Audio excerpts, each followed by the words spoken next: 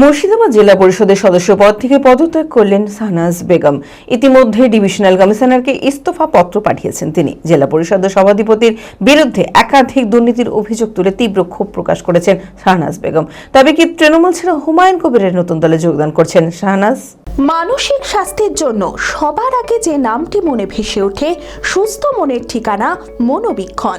যোগাযোগ নাম্বার 7477799513। চোর জেলা পরিষদের অংশীদার হয়ে থাকা সম্ভব না। পদত্যাগের পরেই বিস্ফোরক মন্তব্য শাহনাজ বেগমের। মুর্শিদাবাদ জেলা পরিষদের সদস্য পদ থেকে পদত্যাগ করলেন শাহনাজ বেগম। ইতিমধ্যে ডিভিশনাল কমিশনারকে ইস্তফা পত্র পাঠিয়েছেন তিনি। 2013 সাল থেকে একই আসনে পরপর 3 বার নির্বাচিত হয়েছেন শাহনাজ বেগম। মুর্শিদাবাদ জেলা পরিষদের সহ সভাধিপতির পদেও ছিলেন তিনি। ছিলেন জেলা মহিলা তৃণমূলের সভানেত্রী। 2023 সালে সভানেত্রীর পদ থেকেও পদত্যাগ করেন। এবার জেলা পরিষদের সদস্য পদ থেকে পদত্যাগের পর জেলা পরিষদ ও সভাধিপতির বিরুদ্ধে একাধিক দুর্নীতির অভিযোগ তুলে তীব্র ক্ষোভ প্রকাশ করেছেন শাহনাজ বেগম। তবে কি তিনি হুমায়ুনের নতুন দলে যোগদান করছেন? পরিষ্কার কিছুই জানাতে চাননি। আপনি জেলা পরিষদ যে সদস্য তা থেকে পদত্যাগ করলেন? হ্যাঁ। কেন? এটা তো দীর্ঘদিন ধরে জেলা পরিষদের দুর্নীতি, সভাধিপতির নেতৃত্বে যেভাবে জেলা পরিষদ চলছিল, তাতে তো ধরুন বারবার আমি বিভিন্ন জায়গায় চিঠি করে জানিয়েছি।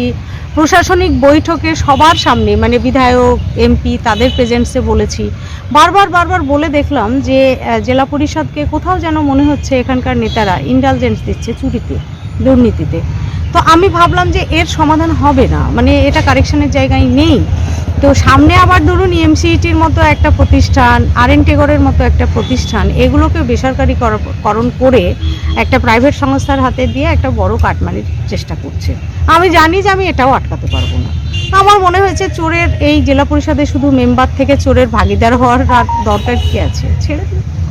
আমার ভোটাররা যখন আমায় বলছে ছেড়ে দিতে, আমি ছেড়ে দিয়েছি। পদত্যাগপত্র আমি গতকালকে ডিভিশনাল কমিশনারকে পাঠিয়েছিলাম, আজকে ডিএম সাহেবকে কপিটা ফরওয়ার্ড করেছি। কোন দলে যাবেন এবার? না, ভাবিনি কিছু। দলে যাব কিনা, নন পলিটিক্যাল কোনো অর্গানাইজেশন করব কিনা, এগুলো নিয়ে এখনো পর্যন্ত ভাবিনি। ভাবলে আপনারা জানতে পারবেন। হুমায়ুন কবির নতুন দল করছে, সেখানে কি যাবেন? কোনো যোগাযোগ হয়েছিল?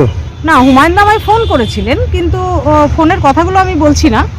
তো আমি ভাবিনি, বললাম যে যদি ভাবি যায় আপনারা তো দেখতে পাবেন। কি করবেন তাহলে? রাজনীতি সব সারা জীবন রাজনীতি করবেন? না, রাজনীতি বসে থাকবো না, এটা আপনাকে আমি বলতে পারি।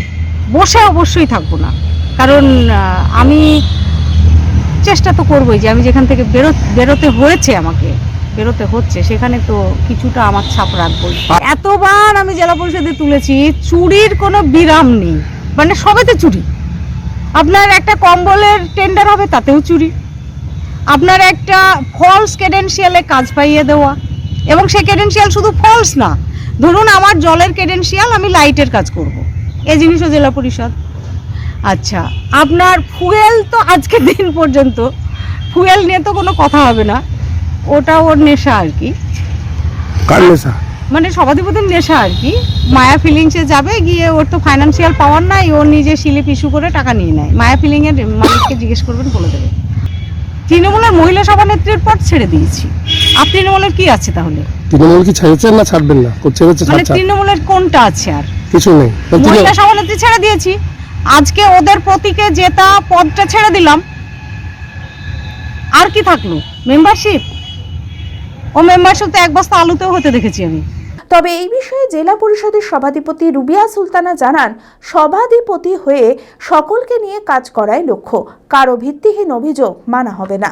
দেখুন, জেলা পরিষদ সদস্য পদত্যাগ করেছেন, এ নিয়ে আমার কোনো মন্তব্য নেই। কারণ আমরা যেভাবে, দেখুন, প্রত্যেককেই তো, যারা আজকে, আমার মনে হয় যে এই মুহূর্তে আমাদের উচিত দলের প্রতি, একজন জেলা পরিষদ দলের প্রতি কতটা তার নিষ্ঠা রয়েছে, সে কেন এগুলো করছে, তার ইন্টেনশন কি, তার মোটিভ কি, সেইগুলো দেখা উচিত। তাকে কিন্তু কেউ সেইগুলো কিন্তু টলারেট করা উচিত নয়। কিন্তু আমরা টলারেট করছি একটাই কারণে, কারণ আমরা জানি এই মুহূর্তে আমাদের দলের পাশে থাকতে হবে। দলের ঊর্ধ্বে কিছু নয় বা কেউ নয়। উনি বা যারাই বলছেন, আমি সবসময় চেষ্টা করেছি, আমি আজকে বলে নয়, আমি বরাবরই চেষ্টা করি সকলকে নিয়ে চলার, টিম ওয়াইজ কাজ করার, কিন্তু একটা পোস্ট থাকলে, একটা চেয়ার হোল্ড করলে সেই চেয়ারের এগেনস্টে অনেক কমপ্লেন থাকে, কিন্তু এভিডেন্স সেটাও একটা ম্যাটার করে। শুধু মুখে বলে দিলাম আর এইগুলো নিয়ে ছড়াছড়ি, এগুলো নোংরামো আমার বিবেকে বাঁধে বা আমাদের অনেকেরই বিবেকে বাঁধে, এবং তাদের বা তার রুচির সাথে আমাদের রুচি যায় না। আর আমি তাকে তিনি আমার মায়ের বয়সী মহিলা, তিনাকে আমি যথেষ্ট সম্মান করি, কিন্তু আমার মনে হয়েছে যে এগুলো নিয়ে কিছু বলা উচিত নয়, কারণ আলটিমেটলি দলকে আমি মানে জেলার যারা সিনিয়র লিডাররা আছেন, ডিস্ট্রিক্ট প্রেসিডেন্ট থেকে শুরু করে যারা আমাদের মেন্টর যাদেরকে নিয়ে বলা হচ্ছে, তারা প্রত্যেককেই জানেন যে এই জেলা পরিষদ মুর্শিদাবাদ জেলা পরিষদ স্বচ্ছ জেলা পরিষদ, তারা সবাই জানেন, এবং প্রশাসন থেকে শুরু করে স্টেট সকলেই জানেন। তো আমি ওগুলোই গুরুত্ব দেওয়া আমার কাজ নয়, আমাদের কাজ হওয়া উচিত মানুষের পাশে থেকে কিভাবে আমরা একটু মানুষের সহযোগিতা করতে পারি। ভারত বিখ্যাত মেডিকা হেলথ সেন্টার এখন বহরমপুরে। এখানে মেডিকা হেলথ সেন্টারে সুবিখ্যাত স্পেশালিস্ট চিকিৎসক ওপিডি করছেন। কার্ডিওলজি, ডার্মাটোলজি, ডায়াবেটিস ও endocrinology, ENT, neuro, nephrology, medicine, general surgery, urology, paediatric, orthopaedic, pulmonology, plastic surgery আরও সমস্ত পরিষেবা নিজের জেলাতেই পাচ্ছেন। রক্ত, মল, মূত্রের সব রকম পরীক্ষা অতি উন্নত ও আধুনিক মেশিনে করা হয়। USG, CT scan, digital x-ray, echocardiography, endoscopy সহ আরও সমস্ত ছবি করা হয়। বিশদে জানতে যোগাযোগ করুন Medica health centre Baharampur, SS medicate, 14 KN road, Baharampur, Murshidabad.